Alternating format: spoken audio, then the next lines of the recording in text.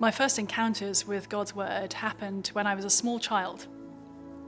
And the church that my family went to was a church where the scriptures were read on a Sunday, but where we weren't really expected to read them any other day of the week.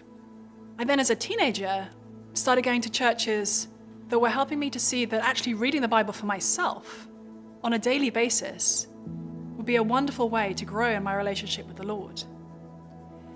And what I was taught there was that every day I should read just a few verses of a particular book of the Bible, and then I should work through that book of the Bible a few verses at a time. That was the practice that I lived with for much of my Christian life.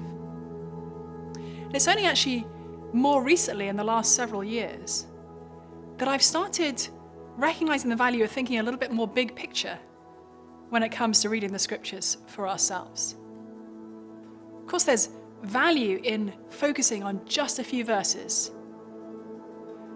But if we only ever do that, we'll sometimes miss the main point that a gospel author is making, or the main point of an Old Testament book, or the main point of a New Testament epistle. So at this point in my life, I'm starting to explore more on the big picture canvas of the scriptures themselves. I'm almost envious of my daughter, who's 11 now and has been challenged to read the Bible in 90 days by my best friend who's giving her some instruction. I wish that someone sat me down when I was 11 and asked me to read whole books of the Bible. And in terms of what my own daily practice has looked like over the last few years, it's been something that's actually had to flex with the life situations I found myself in. So I was very much raised with the expectation that reading God's word happened first thing in the morning. But I have 3 kids now who are 11, 9, and 3.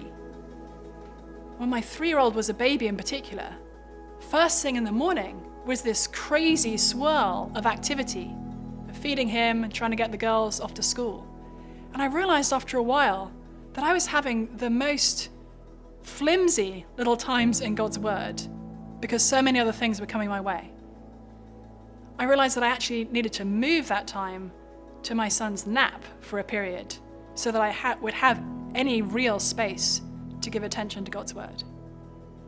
I don't know the life situation that you're in, but my guess is that all of us will need to fight for that space in our lives, to be encountering God through his word every day.